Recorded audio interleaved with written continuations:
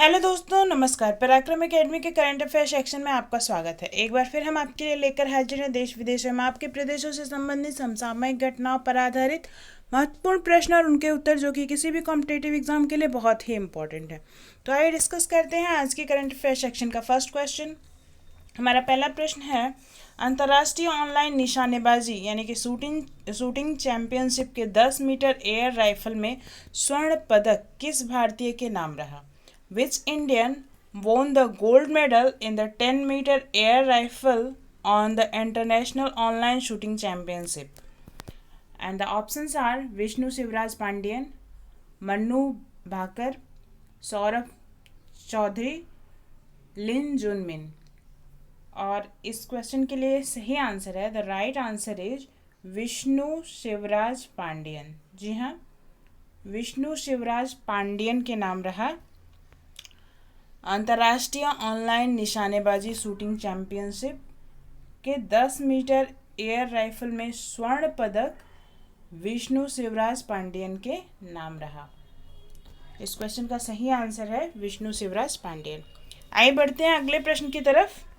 हमारा next question है, भारतीय स्टेट बैंक के नए चेयरमैन कौन बन गए हैं? Who is the new chairman of State Bank of India? Options are Rajnish Kumar, Arundhati Bhattacharya, Dinesh Kumar Khara, Mohit Awasthi. And the right answer is Dinesh Kumar Khara. जी हाँ, भारतीय स्टेट बैंक के नए चेयरमैन बन गए हैं दिनेश कुमार खारा। दिनेश कुमार खारा is the new chairman of State Bank of India. आइए बढ़ते हैं अगले प्रश्न की तरफ। हमारा नेक्स्ट क्वेश्चन है, भौतिकी यानी कि फिजिक्स में नोबेल पुरस्कार 2020 से किसे सम्मानित किया गया है? Who has been awarded the Nobel Prize in Physics 2020? Options are Roger Penrose, Reinhard Genzel, Andrea Ghez, all three above. And the right answer is all three above. जी हाँ, फिजिक्स में यानी कि भौतिकी में नोबेल पुरस्कार 2020 में रोजर पेनरोज, रेनहार्ड गेंजल और Andrea Ghez, इन तीनों को फिजिक्स का नोबेल पुरस्कार दिया गया है। इसलिए राइट आंसर होगा ऑल द थ्री अबव यानी कि उपयुक्त तीनों।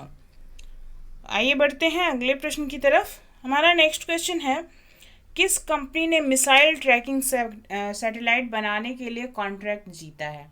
विच company has won the contract to build a missile tracking satellite? Options are SpaceX, NASA, ISRO, none of these. And the right answer is SpaceX. जी हाँ, space x जो अमेरिकी private company है, इसने मिसाइल ट्रैकिंग सैटेलाइट बनाने के लिए contract जीत लिया है।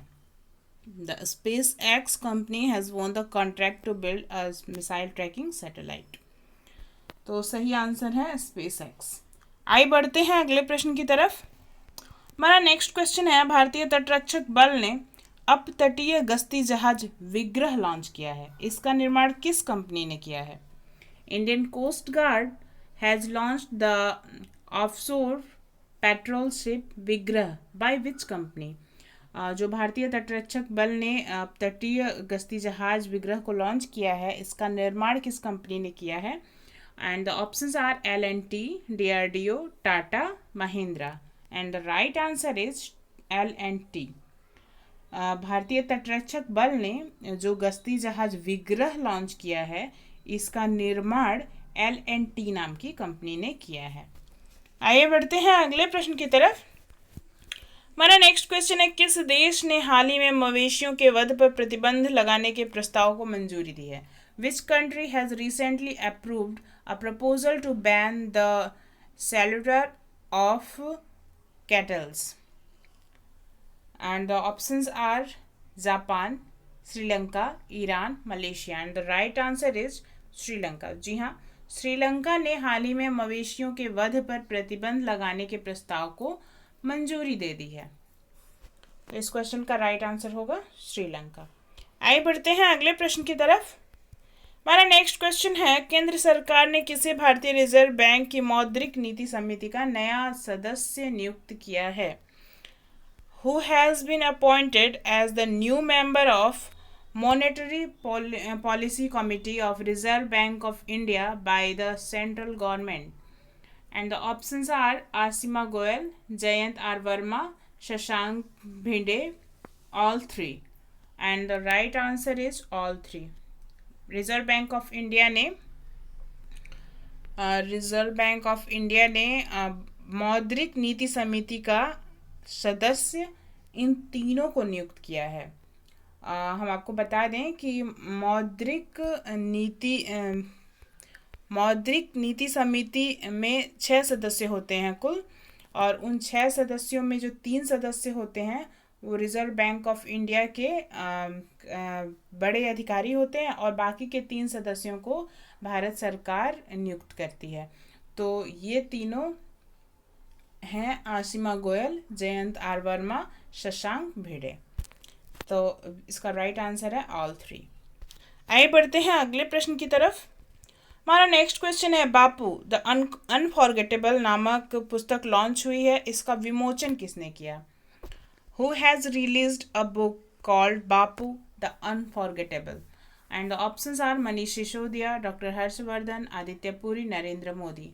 And the right answer is Manish Sisodiya. जी हाँ, मनीष सिसोदिया जी जो कि दिल्ली के उप मुख्यमंत्री हैं, उन्होंने बापू द अनफॉरगेटेबल नामक पुस्तक को का विमोचन किया है, रिलीज किया है। Manish Sisodia has released the book called Bapu the Unforgettable. The right answer is Manish Sisodiya. आइए बढ़ते हैं अगले प्रश्न की तरफ। मेरा नेक्स्ट क्वेश्चन है, किस राज्य ने ऑनलाइन ई लर्निंग प्लेटफॉर्म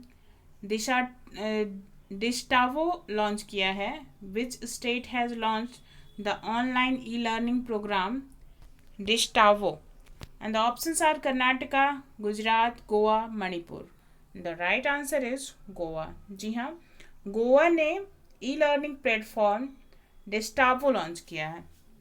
इस प्लेटफॉर्म के ज़रिए बच्चे जो हैं वो घर बैठे ही अपनी पढ़ाई कर सकेंगे, और इस कोरोना काल में दूर से ही, मतलब गैदरिंग ना करते हुए घर बैठे ही ई लर्निंग प्लेटफॉर्म डिस्टावो लॉन्च किया है गोवा राज्य ने। आइए बढ़ते हैं अगले प्रश्न की तरफ।